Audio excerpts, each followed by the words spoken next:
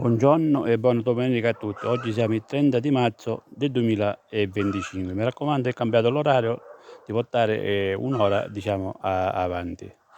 Oggi voglio fare vedere la cipolla, che questa l'ho seminata che era la fine di agosto, perciò poi verso un mese e mezzo, verso ottobre, l'ho messa qui a dimora. Per avere sempre la cipolla, diciamo, natalizia, come vi spiego io. Ho diversi video quando ho fatto la semina e quando ho fatto il trapianto. Casomai qualche video ve lo metto, diciamo, in descrizione. E questa è la cipolla oggi.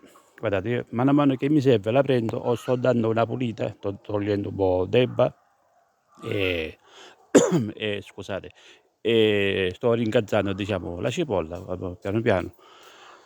E piano piano, come potete vedere, la cipolla ancora è qua.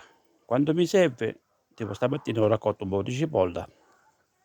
Quando mi serve la prendo, ovviamente quella più grossa, la cipollotta. Noi la chiamiamo cipolluzza fresca, diciamo in siciliano. Questa la mettiamo nel periodo natalizio, che troviamo, diciamo, in tutti i fruttivendoli nel periodo natalizio.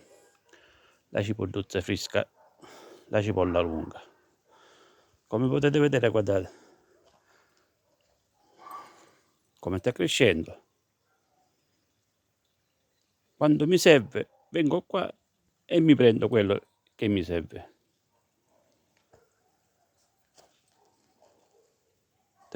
Come questa qua è bella grossa, già questa si può prendere. Ovviamente se uno la lascia stare poi si fa più grossa, diciamo, e poi ovviamente entra a seme. Però se noi vediamo che le piante, diciamo, entrano a seme ora quando prima entrano a seme, e noi per prolungare, diciamo, ancora il tubero, diciamo, dobbiamo togliere l'infiorescenza. Così sta di più nel terreno.